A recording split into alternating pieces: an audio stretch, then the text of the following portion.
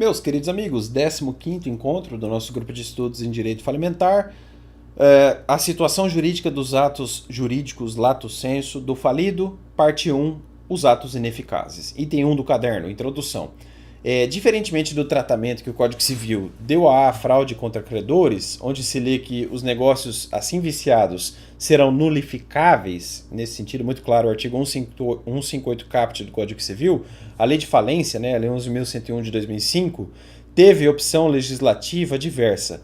Ela ineficaciza, ela retira a eficácia de certos atos do empresário na iminência de falir. Esse tolher de eficácia envolve a própria massa falida, tá? É dizer, a situação jurídica da massa falida não verá os efeitos de uma operação X que o empresário celebrou com outrem. Não se nulifica nada, só se blinda a massa falida dos efeitos. A visão analítica do mundo jurídico considera feixes existenciais, elementos de validade e, finalmente, questões eficaciais. Existência, validade e eficácia, não é? Isso não quer dizer que existência, validade e eficácia sejam tripés necessários do fato jurídico, sendo equivocada, na minha humilde opinião, a sugestão do Flávio Tartucci em considerar haver na obra do Francisco Cavalcante Pontes de Miranda uma espécie de escada, que ele chamou de escada ponteana. Por mais que o Tartucci tenha sido, de certa forma, didático, ou que ele tenha tentado ser didático, a verdade é que ele se equivocou, na minha humilde opinião, e com todo respeito ao Tartucci. Eu vou explicar por quê. Uma escada, pessoal, denota a ideia de antecedência e decorrência, certo?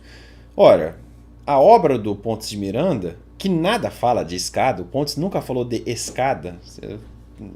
Eu, pelo menos, nunca vi o Pontes escrever escada, a minha escada, a escada ponteana, mas enfim, ele imputou algo à obra que não existe, tá? Mas enfim, a obra do Pontes, do próprio Pontes, deixa muito clara a possibilidade de haver fato jurídico, só para dar um exemplo, existente, inválido e eficaz, e aí faltaria, digamos assim, o segundo degrau, não é? Então você tem o primeiro, o terceiro plano, fica esquisito. E também o fato jurídico existente, válido e ineficaz, quando faltaria o suposto terceiro degrau. E há outros fatos jurídicos que sequer passam por um suposto segundo degrau. Eu daria o exemplo aqui da morte. A morte, quando abre a sucessão, só para dar um exemplo, fato jurídico estrito sensu, na classificação famosa do Marcos Bernardes de Mello, que existe e logra efeitos. Não faz sentido você analisar o plano da validade na morte. Não tem segundo degrau. Por isso que é estranho essa ideia de escada ponteana. Mas essa crítica aos civilistas aí não é exclusividade minha, tá? O Marcos Bernardes de Mello, que eu sou fã, um grande alagoano, domina muito essa teoria do fato jurídico do Pontes. O Marcos Bernardes, questiona a validade científica de manuais de grandes dogmatas, como alguém com a grandeza do Caio Mário da Silva Pereira. O Caio Mário da Silva Pereira dizia haver um gênero de ineficácia, da qual seriam espécies a nulidade, a anulabilidade e a própria eficácia. Muito esquisito. Mais uma vez, nós temos erro analítico, porque os planos da existência, da validade e da eficácia não podem ser empregados como sinônimos. Ora, se os planos são diversos, é porque há diferença ontodeontológica entre eles. Do contrário, recairíamos numa redundância completamente inútil. Eu vou ler uma passagem agora do Marcos Bernardes de Mello que bem retrata essas diferenças fundamentais em cada um dos planos. Essa passagem, para mim, é sensacional. Olha o que ele fala. E mostra por que está errado falar em escada ponteana, com todo respeito. Mas olha o que ele fala. Na análise das vicissitudes, porque podem passar os fatos jurídicos, no entanto, é possível encontrar situações em que o ato jurídico, negócio jurídico e ato jurídico estrito sensu, letra A, existe, é válido e é eficaz. Exemplo, casamento de homem e mulher capazes, sem impedimentos dirimentes, realizado pela autoridade competente. Beleza. Letra B. Existe, é válido e ineficaz. Automaticamente eu pensei em testamento e ele colocou testamento de pessoa capaz, feito com observância das formalidades legais antes da ocorrência da morte do testador. Eu faço um testamento e ainda não morri, ainda não aconteceu a condição incerta, né? Seria a morte. Na verdade não é condição, seria um termo incerto, porque o evento futuro morte é certo, a gente só não sabe quanto. Então, não aconteceu o termo incerto, que é a morte, o testamento é ineficaz. Eu posso ir ao cartório, revogar o testamento e ele nunca logrará eficácia. Letra C. Existe, é inválido e é ineficaz. Casamento putativo, negócio jurídico anulável, antes da decretação da anulabilidade. Letra D. Existe, é inválido e é ineficaz. Doação feita pessoalmente por pessoas absolutamente incapazes. Ou quando se trata de fato jurídico stricto sensu, ato fato jurídico ou fato ilícito lato sensu. E letra E. Existe e é eficaz. Nascimento com vida, a pintura de um quadro, o dano causado a bem alheio, ou excepcionalmente, letra F. Existe e é ineficaz, porque a validade é questão que diz respeito apenas aos atos jurídicos lícitos. Tudo isso está em Marcos Bernardes de Mello. Ele tem uma obra com 3 volumes: Plano da Existência, Plano da Validade e Plano da Eficácia na Teoria do Fato Jurídico. Eu citei aqui o primeiro volume, que é o Plano da Existência. Dizem que ele diz que vai fazer um 4º tomo dentro do Plano da Eficácia. Esse 4º tomo ainda não surgiu. Vamos esperar. Item 2 do caderno. A importância do termo legal da falência. Já vimos anteriormente o extenso rol lá do artigo 99 da Lei de Falências, que expressa o conteúdo necessário da peça judicial, leia-se, sentença que decreta a falência, sentença declaratória de falência, como parece preferir a maioria da doutrina. Ali consta que a sentença deverá fixar o termo legal da falência sem poder retrotraí-lo por mais de 90 dias contados do pedido de falência, do pedido de recuperação judicial ou do primeiro protesto por falta de pagamento, excluindo-se para esta finalidade os protestos que tenham sido cancelados. É o inciso 2º. Como esclarece Gladstone Ahmed, o termo legal é o marco inicial, o desaquo do Estado, ainda que presumido, de insolvência empresária do devedor, dando ao decreto falimentar a sua dimensão retroativa, efeito ex tunc.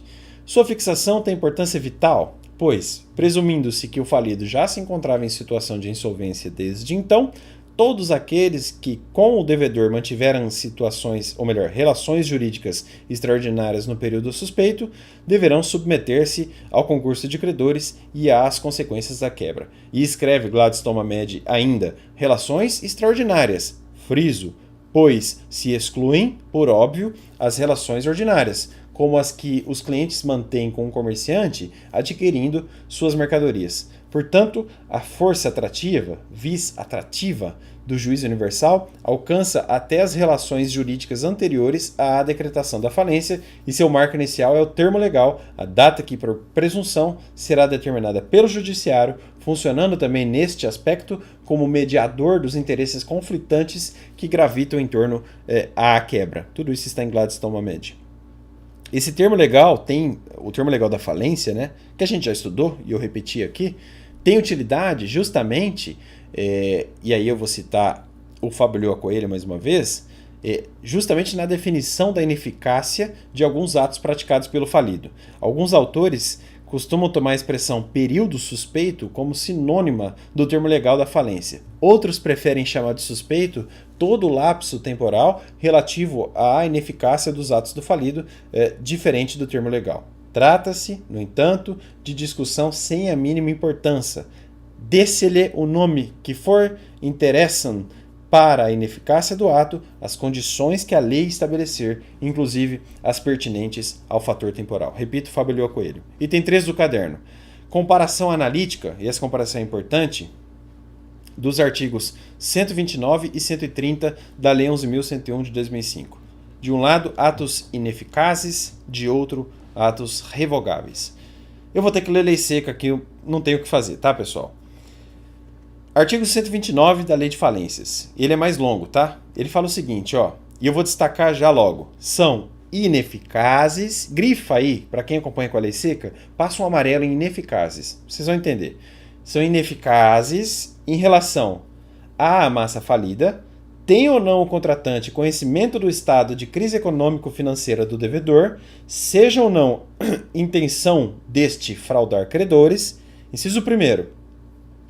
O pagamento de dívidas não vencidas realizado pelo devedor dentro do termo legal por qualquer meio extintivo do direito de crédito, ainda que pelo desconto do próprio título. Inciso 2º. O pagamento de dívidas vencidas e exigíveis, realizado dentro do termo legal, por qualquer forma que não seja prevista pelo contrato. Inciso 3º. A constituição de direito real de garantia, inclusive a retenção, dentro do termo legal, tratando-se de dívida contraída anteriormente. Se os bens dados em hipoteca forem objeto de outras posteriores, a massa falida receberá a parte que devia caber ao credor da hipoteca revogada. Inciso 4º. A prática de atos a título gratuito desde 2 anos antes da decretação da falência. Inciso 5º. A renúncia à herança ou ao legado até 2 anos antes da decretação da falência. Inciso 6º. A venda ou transferência de estabelecimento feita sem o consentimento expresso ou pagamento de todos os credores a esse tempo existentes, não tendo restado ao devedor bens suficientes para resolver o seu passivo, salvo se, no prazo de 30 dias, não houver oposição dos credores após serem devidamente notificados judicialmente ou pelo oficial do registro de títulos e documentos. Puxa uma seta aí para quem quiser. Nesse inciso 6º, a gente tem aquela situação do trespasse, tá? Inciso 7º, os registros de direitos reais e de transferência de propriedade entre vivos por título oneroso ou gratuito, ou a averbação relativa a imóveis realizados após a decretação da falência, salvo se tiver havido prenotação anterior. Aí o parágrafo único fala assim: a ineficácia poderá ser declarada de ofício pelo juiz, alegada em defesa ou pleiteada mediante ação própria ou incidentalmente no curso do processo. Muito bem. Aí o artigo 130, que está aí na coluna do lado direito, ele fala assim: são revogáveis, grifa revogáveis, os atos praticados com a intenção de prejudicar credores, provando-se o conluio fraudulento entre o devedor e o terceiro que com ele contratar e o efetivo prejuízo sofrido pela massa falida. Como se percebe, eu até mandei grifar, né? O artigo 129 da Lei de Falências arrola atos tidos por ineficazes. Esse rol aí é taxativo, salvo melhor juízo, na doutrina. O artigo 130 previu o vocábulo revogáveis. Para o Fábio Coelho, há, com efeito, diferenças substantivas entre um e outro conjunto de atos, mas não pertinentes à ineficácia diante da massa falida. Tanto os que o legislador chamou de ineficazes, quanto os que ele chamou de revogáveis, não produzem perante a massa falida qualquer efeito. Plano de ineficácia, né? O que diferencia um conjunto de atos do outro não é a suspensão de sua eficácia, preservando-se a validade, sanção comum a ambos, e sim as condições em que esta suspensão pode ocorrer e o meio processual adequado para a declarar. Desta forma, pode-se dizer que tanto os atos ineficazes em sentido estrito quanto os atos revogáveis são ineficazes. Os dois são ineficazes. Em sentido largo, em sentido lato sensu, diante da massa falida. Isso está em Fábio Coelho. Mais ainda, e para encerrar a aula de hoje, eu vou ter que ler mais um trecho do Fábio Coelho, que ele é muito didático nesse ponto. Não tem como não citá-lo. Olha o que ele fala.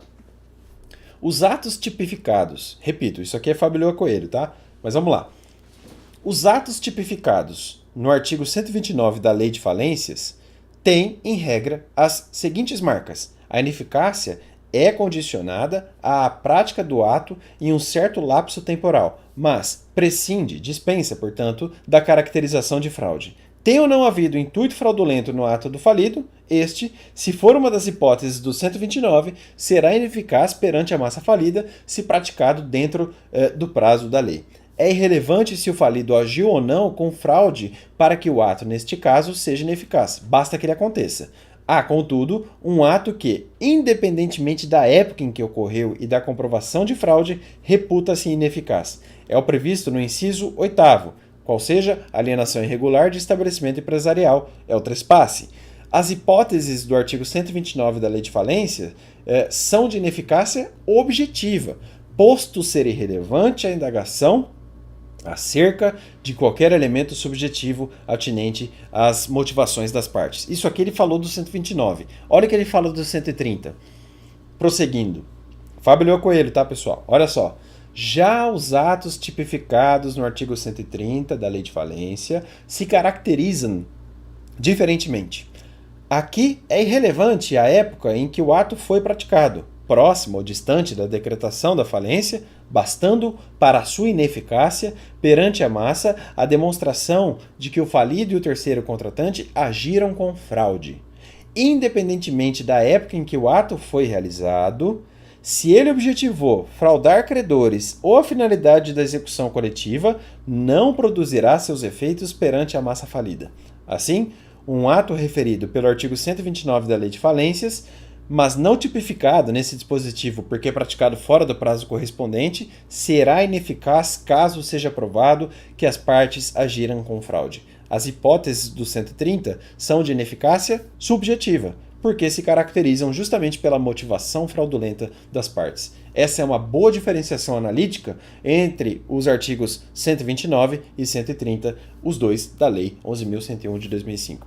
Esse foi o 15º encontro. Eu volto ao 16º encontro para continuar com a situação jurídica dos atos jurídicos lato sensu do falido. Parte 2, vamos falar da declaração de ineficácia pelo juízo falimentar. Até mais, pessoal.